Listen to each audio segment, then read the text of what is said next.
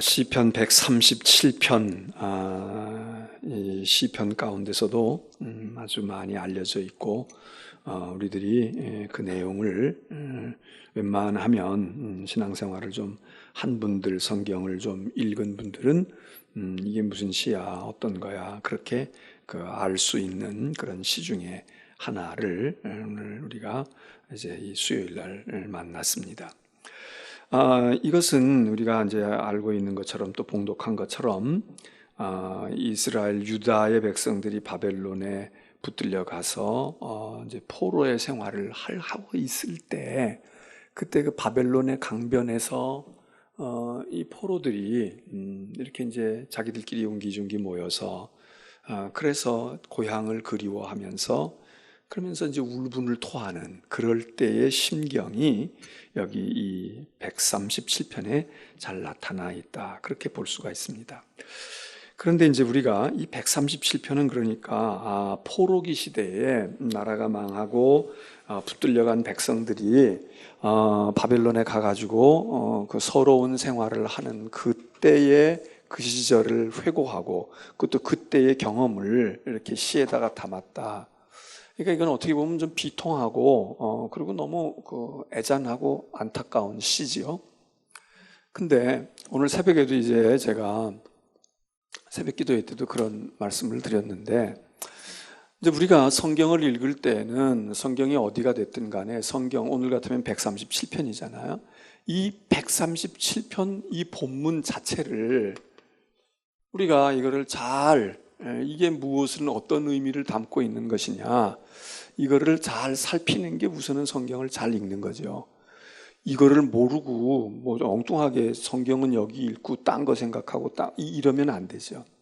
그러니까 그리고 또 읽었는데 이게 도대체 역사적인 배경도 모르고 무슨 얘기인지도 모르고 어떻게 했는지도 모른다. 이건 성경이 아주 문외한이고 성경이 무지한 사람일 경우에, 초보자일 경우에는 그럴 수밖에 없지만, 우리가 이제 성경을 알고 신앙생활을 한 사람들은 읽으면 자기가 아는 성경에 관한 지식과 상식을 동원해서 이해를 합니다. 그래서 본문 이해를 잘 하는 게 이게 무엇보다도 중요한 것입니다.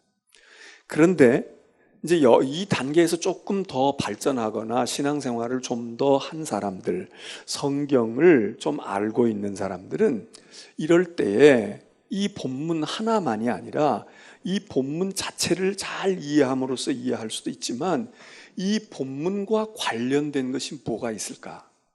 그게 이제 머릿속에 떠오르면, 그러면 이제 이해의 폭과 깊이를 더 가져갈 수가 있지 않습니까? 그래서 예를 들면 우리가 스마트폰이나 또는 컴퓨터를 통해서 어떤 무엇을 하나 알려고 그런단 말이죠. 지난 주일날 우리가 오후에 철로역정이라는 영화를 봤어요. 그럼 이 철로역정에 대해서 내가 알고 있는 것도 있지만 조금 더 빨리 알 거, 그럴 때는 우리가 검색을 하잖아요. 검색. 철로역정. 이렇게 하면 이제 철로역정에 대한 게 나오잖아요. 뭐 여기 영화를 말하냐, 소설을 말하냐, 아니면 뭐 어떤 사람이 무슨 뭐 블로그에다가 글을 썼는데 철로역정과 같아 뭐 어쩌고 했는데 그게 이제 또 떠오를 수도 있겠고, 뭐 하여튼 뭐 여러 가지 카테고리가 떠오르잖아요. 그러면 여기에 연관 검색어라는 게 나타나잖아요. 철로역정만 나타나는 게 아니라 뭐 이미지를 보여줄까, 뭐 소설을 얘기해 줄까, 줄거리를 말할까, 이렇게 되는데 연관 검색어. 그러면 이 연관 검색어가 철로역정 줄거리, 철로역정의 배경, 무슨 철로역정 이해, 무슨 철로역정 소설, 철로역정 영화, 뭐 이런 게 다 나올 수 있잖아요.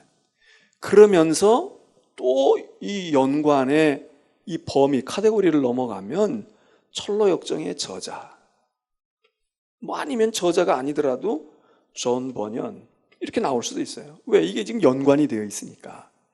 그러면 우리가 이 철로역정 하나를 검색하려고 하다가도 딱 이 연관 검색어를, 검색어 연관되어 있는 단어를 보면서 우리가 그 중에 이거 알아, 역사적인 배경 알아, 이렇게 알면은 내가 이만큼의 많은 여기에 대한 지식을 철로역정 하나를 통해 가지고 많은 것들을 알고 있는 것을 본인이 확인도 할 수 있고, 모르는 부분은 또 연관을 지어서 찾아갈 수도 있잖아요.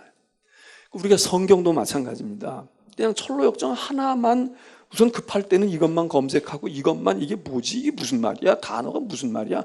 한자어로 돼 있구나. 뭐 이렇게 이제 이해할 수 있지만 딱 이거 하나 알려고 했는데 여기에 관계되어지는 것들이 많이 있는데 이 부분도 내가 보니까 이것도 내가 좀 알아. 이것도 알아. 이것도 알아. 그러면 내 지식의 분량이 이렇게 큰 거 아니겠어요? 성경을 읽을 때에도 시편 137편을 우리가 읽으면 일단 이 본문 자체 이해를 잘해야 돼요. 그런데 두 번째로는 이 시편을 이해하려고 할 때 이것과 연관되어져 있는 뭐 신학적이고 사상적이고 상식적이고 경험적이고 뭐 그런 것을 우리가 떠올릴 수도 있지만 성경 자체 속에서 이 137편과 직접적으로 관계가 있든 간접적으로 관계가 있든 아니면 유사하고 동의의 의미를 가지고 있든 아니면 대조적이고 이거와는 반대의 경우를 말해주고 있든 이런 것들이 이제 떠오르게 되면 우리가 성경에 대한 이해의 폭과 깊이가 넓어지는 거죠. 오늘 새벽에 우리가 이사야 11장을 우리가 본문으로 읽었어요. 오늘 새벽에 제가 이사야 11장, 이게 이제 메시아 왕국에 대한 이야기거든. 이사야가 하나님의 나라 메시아 왕국에 대한 이야기를 이사야 11장에 얘기했는데 아주 유명한 시편 137편도 유명한 성경이지만 오늘 새벽에 본 본문도 굉장히 유명한 본문인데 그러면 이사야 11장의 이야기를 우리가 그 자체를 잘 한 절 한 절 잘 이해하는 거 그거 우선 해야 할 일이지만 성경을 더 알거나 더 많은 것을 알고 있는 사람은 이사야 11장 그러면 떠오르는 게 있단 말이에요. 떠오르는 게 적어도 이사야 11장과 거의 유사한 그래 맞아 비슷한 거 그럼 뭐가 떠올라야 돼요? 에덴 동산이 떠올라야 돼. 에덴 동산이. 그럼 창세기 2장 3장 에덴 동산과 신라곤 낙원을 잃어버리는 이야기 이게 딱 떠오르는 거예요. 그래 여기서 얘기하는 건 메시아 왕국이지만 이 메시아 왕국이라는 게 결국 뭐냐? 이 원조는, 이 오리지널은 하나님의 동산, 하나님의 정원, 하나님의 동산으로 일컬어지는 에덴 동산이란 말이에요. 그러니까 이걸 창세기를 읽은 사람은 기억을 하는 거야. 그때 하나님이 거기 에덴 동산을, 하나님의 동산을 창조하셨어. 그래서 동서남북 사방으로 강이 흘렀다고. 그리고 그 강에는 말이지 아주 좋은 과일들과 많은 과수들이 있고 많은 것들이 있고 그리고 여기가 정말 더없이 좋은 그런 우리의 이상세계 아니에요.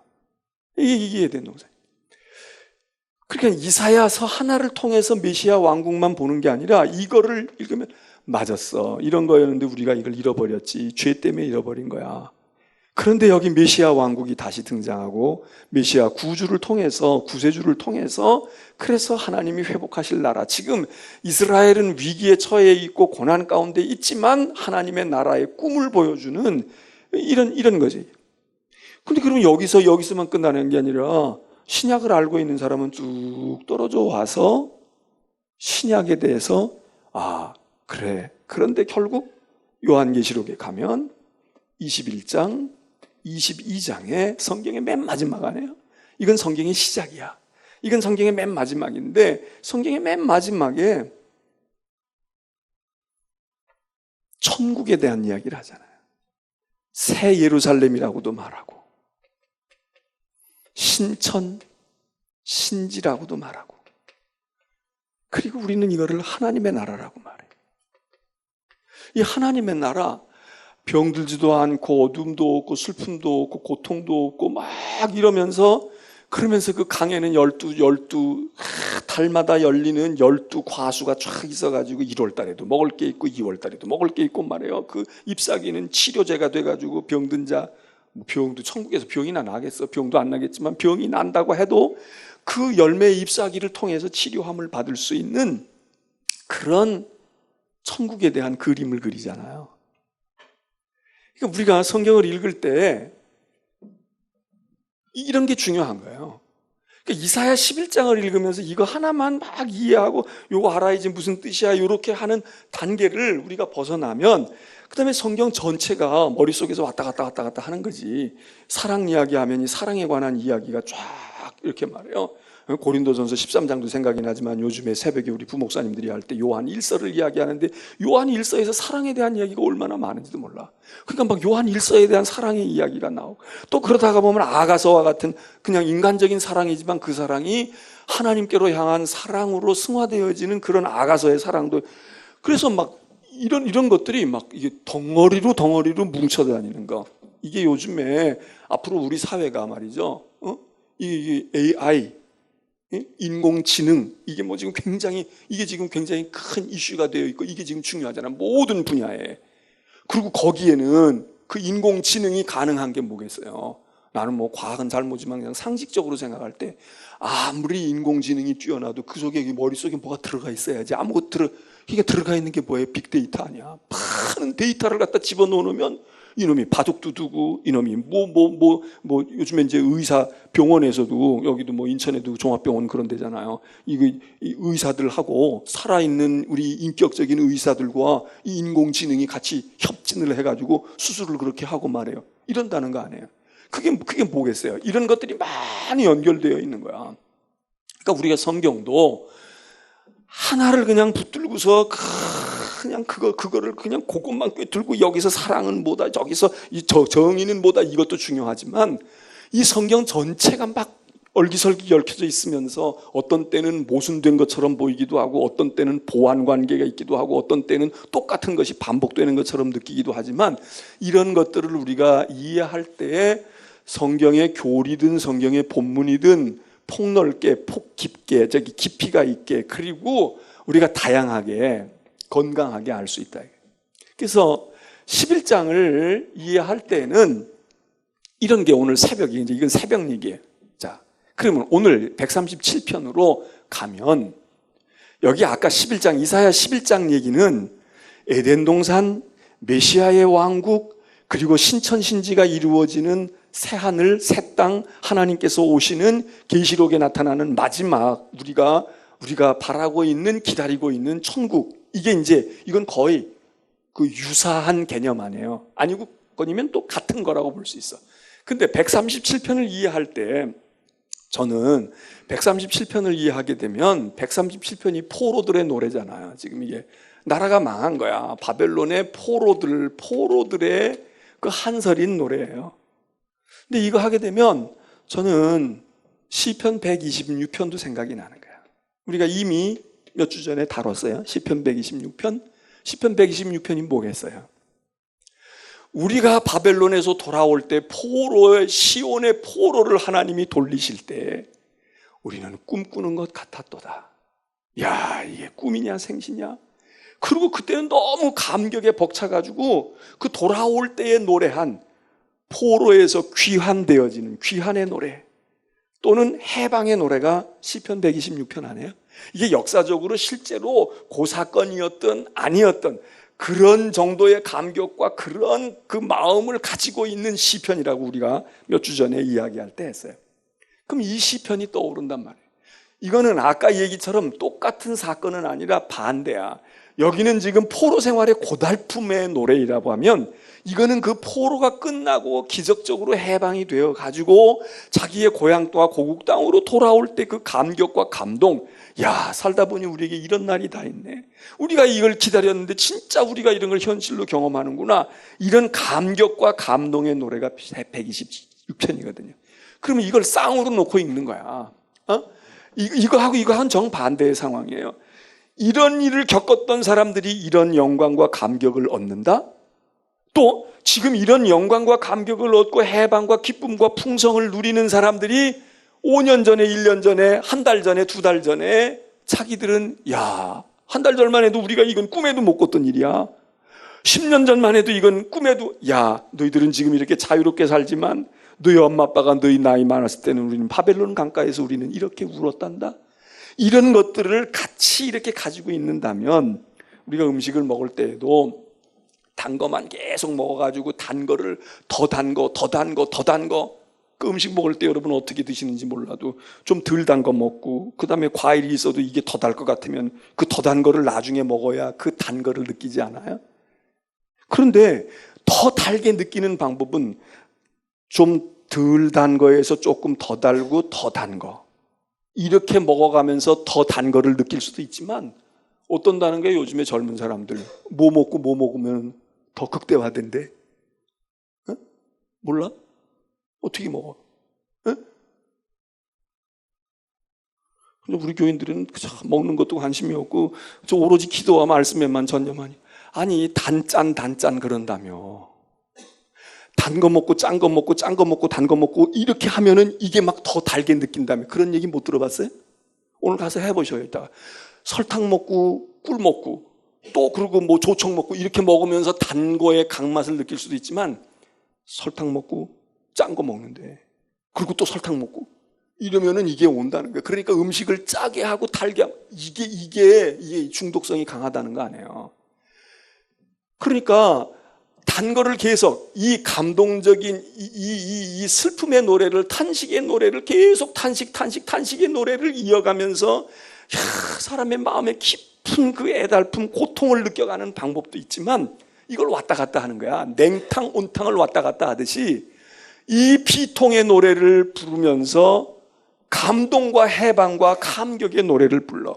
이 감동의 노래를 부른 사람이 과거를 회고하면서 우리가 이런 때가 있었는데 야, 지금 여기 있는 반찬이 말이야. 이게 50년 전, 30년 전만 해도 밥 한 끼를 제대로 못 먹었는데 그 생각을 떠올리면서 지금 앞에 있는 반찬 한 서너 가지만 놓고 밥을 먹어도 이게 그렇게 풍성할 수가 없잖아요. 어? 그러니까 성경도 똑같은 성경을 통해서 풍성해질 수도 있지만 전혀 역사적인 배경과 환경이 달라. 그래서 126편 읽어보면 여기는 해방에서 돌아오는 때의 그 기적 같은 감동과 감격과 축복을 노래해. 야, 하나님께서 시온의 포로를 돌리실 때에 우리가 얼마나 기쁘고 얼마나 감격했는가.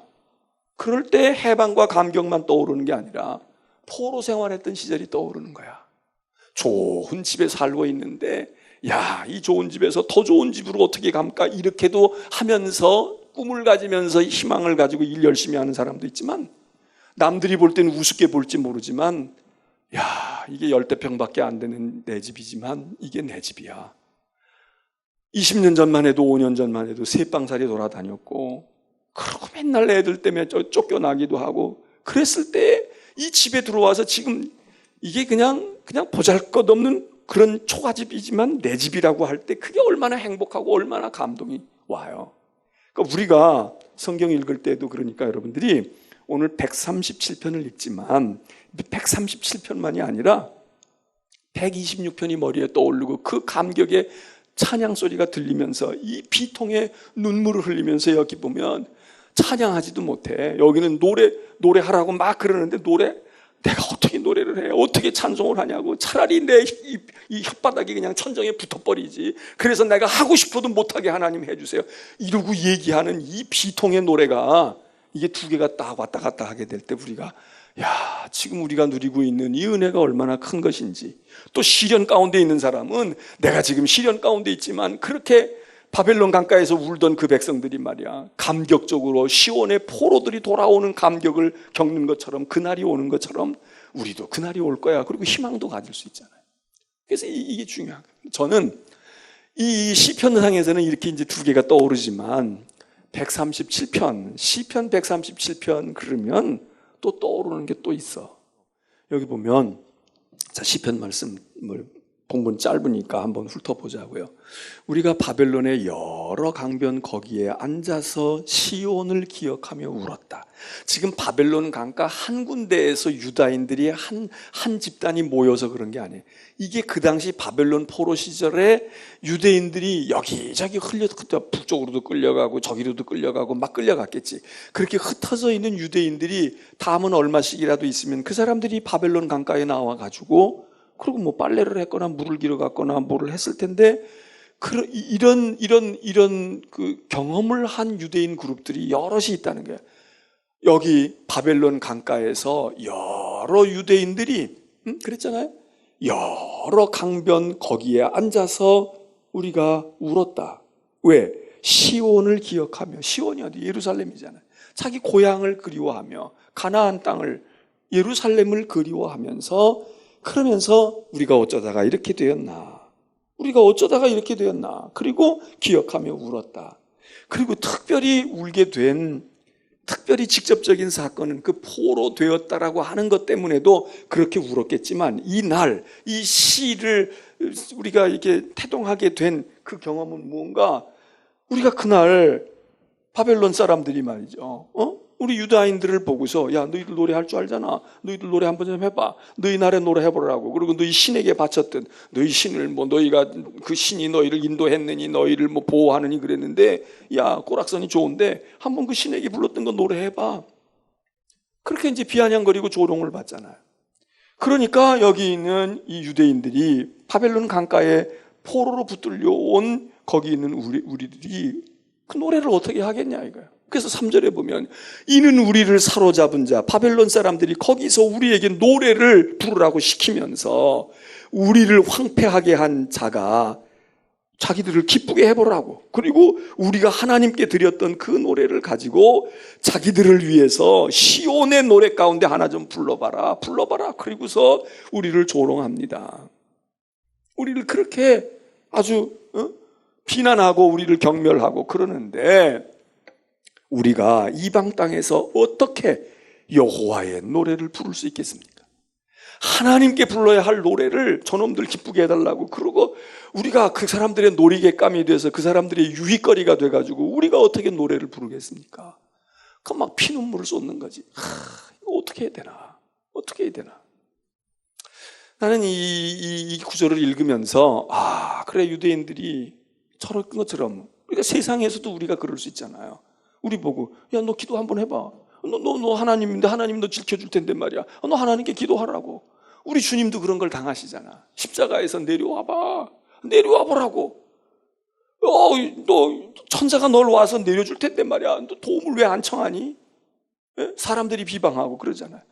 광야에 40일 예수께서 금식하고 막 줄이고 그러고 허기졌을 때 마귀가 와서 너 하나님의 아들인데 뭐 그걸 어렵게 그렇게 하냐? 쉽게 해. 온 세상을 말이야 다 네가 내 손아귀에 넣고 할 수 있어. 나도 너한테 복종할 준비가 돼 있다고. 그러니 나한테 네가 하나님의 아들이라는 거 한 번만 증명해 봐. 그러면 내가 사단인 나도 너에게 협조할 의미가 있고 너에게 부하가 돼서 내가 사람들 다 몰아다가 줄게. 내가 회방 안 할 테니까 한 번만 네가 하나님의 아들이라는 걸 한 번 나한테 보여봐라. 이러고 막 유혹하고 그러는 그 모습이 우리가 다 연관돼 있잖아요. 세상이 우리를 조롱하잖아. 비방하고 막 뭐라고 얘기하고 진짜 그러니까 예수님 당시에도 그런 일들이 있으니까 예수님의 제자들 가운데서 말이지 주님 우리가 아니면 당신이 기도해서 말이죠 그냥 하늘에서 불벼락이 떨어져가지고 저것들 우리를 조롱하고 회방하고 저러는 것들 다 불벼락 맞아가지고 그냥 저주받아 죽게 해주세요 이러는 경우도 있잖아. 그래서 예수님께서 야 이놈들 성질머리도 대단하네. 아이고 너희는 아주 그냥 천둥 벼락 같은 놈들이로구나. 그래서 보아너게 이런 말을 줬다는 거 아니에요. 그런 우리가 세상을 살아갈 때 야 진짜 내 예수만 안 믿으면 내가 막 교인만 내가 막 집사만 아니고 내가 목사만 아니면 확 그냥 어떻게 해버릴 텐데 이런 일들이 우리 가운데 있잖아요. 그 바벨론 강가에서 유대인들이 그런 걸 겪는 거예요. 또 이런 시를 읽으면 무슨 생각도 떠오르냐면 야 그 하나님의 종이고 말이에요. 항우 장사했던 삼손이 머리카락 다 잘리고 눈알 다 뽑히고 한 걸음도 자기 스스로는 갈 수도 없는데 블레셋 계집 종에게 블레셋 사람도 아니고 블레셋 사람의 계집 종에게 비천한 그것도 노예야. 그것도 형편없는 여자인데 그 손에 끌려가는 삼손 이게 얼마나 비참해. 이게 얼마나 비참하냐. 그리고 그 삼손이 끌려가지고 말이죠. 어디가 다곤 신전이라는 이방 블레셋 사람의 신전에 끌려가가지고 거기서 축제 벌리고 거기서 막 저희들 잘났다고 그러고 자기들 신에게 그렇게 신전에서 제사하는 거기에 이 하나님의 사자인 삼손을 끌고 가가지고 거기서 놀이객감으로 삼잖아. 너 한번 노래해봐. 거기 춤춰봐. 야, 너 하나님인데 한번 얘기해봐. 그때 삼손이 그 광경을 보지는 못하고 눈으로만 보지는 못하고 소리를 들으면서 그럴 때 속에서 어떻게 피눈물을 흘렸을 거야. 그래서 삼손이 뭐라고 기도해요. 하나님, 내게 한 번만 다시 기회를 주세요. 그래서 그 계집종 보고 야 기둥이 어디 있는지 나를 기둥 있는 곳으로 좀 데려가 다오. 기둥에다 갖다가 놓으니까 기둥 붙들고 그리고 삼손이 기도하잖아요. 하나님, 내가 같이 죽기를 원합니다. 난 더 이상 이제 삶의 의미가 내가 뭐 더 살고자 하는 의미가 없어요. 근데 이것들하고 같이 죽기를 원합니다. 그러고서는 기둥 끌어안고 그리고 다곤신전을 무너뜨려서 자기도 죽고 같이 죽는 처참한 이야기가 나오잖아요. 그러니까 이게 바벨론 강가에 있는 사람들도 마찬가지예요. 그래서 여기 이 사람들이 우리가 어떻게 노래를 합니까? 그러면서 하는 얘기가 뭐라고 그래요? 야, 이방 땅에서 여호와의 노래를 불러? 우리가 이렇게 비참하게 돼 있고 저놈들이 우리를 붙들어 온 놈들인데 저놈들이 놀이개가 될 수 있어? 삼손은 내가 그냥 죽을 거야. 같이 저것들하고 죽을 테니까 한 번만 힘을 주세요. 그래서 기적이 나타나는데 여기 이 강변에 있었던 유대인들은 어떻게 얘기를 해요? 5절에 보면 이렇게 말해. 예루살렘아, 내가 너를 차라리 시온을 망각하면 망각했지. 너를 아예 내가 치매 걸려가지고 예루살렘이 뭔지도 모르면 모르는 게 더 좋다고. 그리고 내가 수금, 버드나무에다가 지금 강변에 있는 버드나무에다가 수금을 걸어 놓았는데, 이스라엘 사람들이 잘 치는 수금을 걸어 놓았는데 내가 그거 연주하는 내 재능을 다 잃어버리고 내가 손가락이 끊어지고 말이야. 내가 풍에 걸려가지고 덜덜덜덜 해서 못하는 한이 있을지라도 내가 어떻게 저것들을 위해서 여호와의 노래를 저것들을 위해서 내가 부를 수 있으랴. 그러면서 내 손의 재주를 잊을지로다. 내가 시온에 대한 망각을 하고 기억력에서 다 사라지더라도 나는 그리할 수가 없다. 이러고 배수의 진을 치잖아요. 얼마나 기가 막힌 노래예요. 얼마나 기가 막힌 현실이냐고. 그러면서 6절에 얘기해요.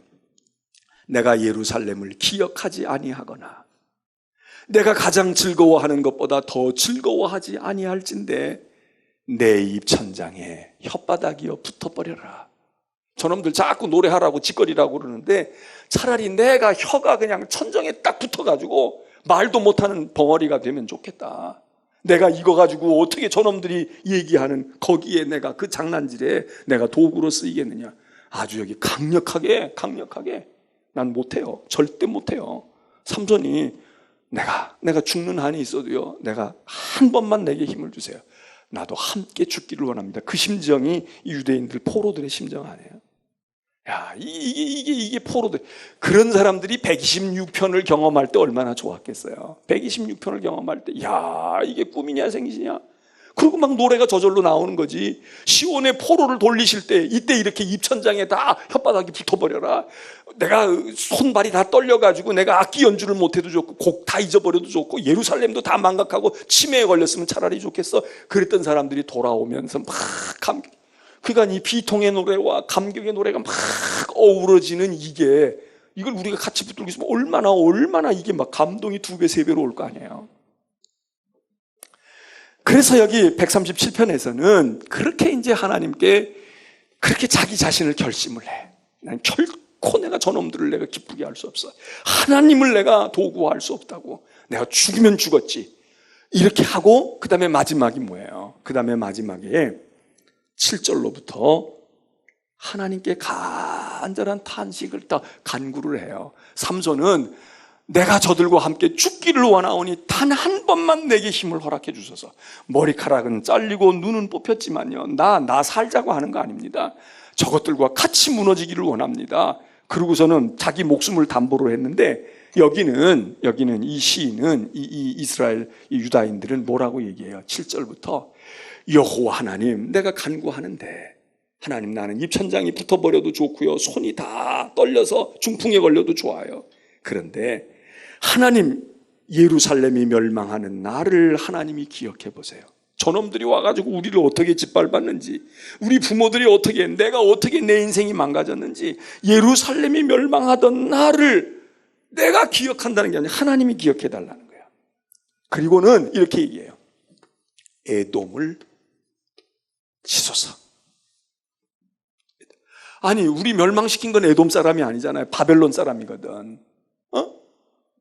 바벨론이 멸망시켰으니까 바벨론을 뭐라고 어떻게 해야 되잖아. 바벨론을 멸망시키세요. 그런데 그게 아니고 에돔이야. 에돔이 누구예요? 역사적으로 보면 에돔은 물론 이방인이긴 하지만 이스라엘은 아니야. 그렇지만 이거는 무언가가 피가 섞여 있어. 우리가 아는 대로 에서의 후손 아니에요. 에서의 후손이야. 이게 지금 유다인들은 누구의 후손이에요? 이거는 야곱의 후손이야. 그리고 야곱과 에서는 뭐예요? 형제 아니야. 이삭의 아들들 아니에요? 이거 완전히 남이 아니야. 완전 남이 아니라고. 그 에서의 후손들이 에돔인데 왜 그러면 여기 지금 바벨론에 와서 서름을 당하는 이 백성인 유다가 왜 에돔을 하나님? 우리 이 지경이 이렇게 된 거요? 하나님 우리 망할 때 아시죠? 우리가 얼마나 고통스럽고 지금까지도 이러는데 이 에돔 놈들 하나님이 쳐주세요. 왜?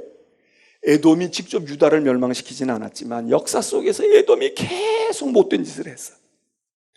그래서 자기들은 힘이 강성하지 못하니까 괴롭히는 정도였지 뭐 유다인들을 종으로 삼거나 나라를 멸망시키지 못했는데 애굽이 쳐올라오거나 다른 나라가 뭘 찝쩍거리고 유다를 괴롭힐 때 이스라엘을 괴롭힐 때 이 에돔이 말해요. 시어머니 역할은 못했지만 이게 신의 역할을 한 거야. 그러니까 이 시어머니들이 유다를 괴롭히고 막 이스라엘을 괴롭힐 때 여기서 도와주고 위로해주고 이러는 게 아니라 거기다가 불질을 더하는 거야. 정보도 주고 길로도 안내해주고 그리고 더 성질도 구워가지고 이 힘 있는 나라가 더 유다인을 괴롭히기. 그러니까 지금 유대의 역사 속에서 이스라엘 사람들의 역사 속에서 저 에돔을 하나님 기억해 보세요. 저놈 시어머니는 아니지만 때리는 시어머니보다 말리는 시누이가 더 뭐라고 그러지? 이거 에돔 이놈들 말이에요. 저거 완전히 남도 아니고 우리를 도와주지는 못할 망정 우리를 더 그래서 에돔을 기억하고 에돔을 멸해달라는 거예요. 우리가 이렇게 역사 속에 이렇게 도탄하게 된 데는 바벨론도 그렇지만 그리고서는 뭐라고 얘기해요? 8절에서는 바벨론을 언급해. 하나님 바벨론도 손봐주세요. 8절에 이렇게 얘기하죠. 멸망할 딸 바벨론아 내가 우리에게 행한 바로 그대로 네게 갚는 자가 있다면 그가 복 있는 자일 거야. 아주 묘하게 이야기를 해요. 바벨론을 멸해 주셔서 이렇게만 얘기하는 게 아니라 바벨론 이놈들이 우리를 멸망시켰는데 이놈들을 멸망시키고 이놈들을 힘들게 하고 이놈들을 괴롭히는 자가 있으면 그 사람이 복 있는 사람이다. 복 있는 존재다. 간접적으로 이야기하지만 그리고는 뭐라고 또 얘기를 해요. 바벨론 자체뿐만 아니라 이 바벨론뿐만 아니라 바벨론의 자녀들 이놈들 갖다가 그냥 돌멩이에다가 바위 덩어리에다 갖다가 맺혀서 아주 사그리 죽이는 자 복이 있다. 그런 사람 복이 있다. 바벨론을 무너지게 하는 사람 복이 있고 사실 바벨론이 지 아버지가 군인으로 나왔거나 지 아버지가 뭘 어떻게 했는데 그 자녀들 손자녀들까지 그 후손들을 바위에다 갖다가 맺혀가지고 완전히 초토화시키는 자 그들도 복이 있을 겁니다.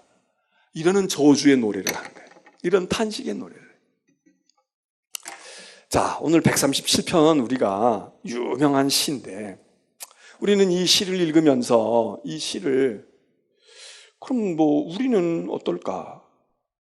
우리의 역사 속에서도 우리도 바벨론 강가에 있었던 때가 있잖아요. 좁혀서 얘기하면 우리의 인생에서도 바벨론 강가에서 눈물을 흘리고 어떻게 해야 될까? 어떻게 해야지?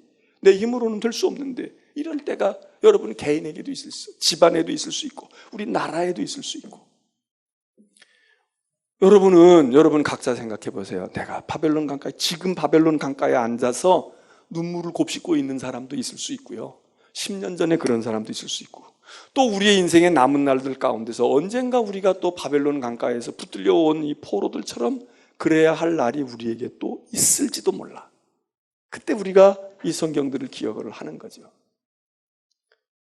우리들이 비통한 심정이지만 그래도 오늘 우리 생각하면 옛날보다 얼마나 우리가 나아졌을까. 또 그렇게 생각하다가 우리 부모들은 40년 전, 30년 전, 50년 전 그때 우리가 이런 생각을 하면 정말 하나님의 은혜에 감사하고 그리고 이런 고통 가운데 있다가도 이런 희망을 우리가 목표로 삼을 수 있고 또 우리가 지금 조금 나아진 게 있어도 기고만장하고 오만하는 것이 아니라 우리가 불과 얼마 전에 이랬는데 우리가 중학교 때 이랬고 우리가 초등학교 때 이랬고 우리가 30년 전에 이랬고 40년 전에 이랬는데 이런 게 생각하면 우리가 또 겸손하면서 감사하면서 그렇게 할 수 있는 거 그게 우리가 이 성경을 통해서 알 수 있는 것 아니에요.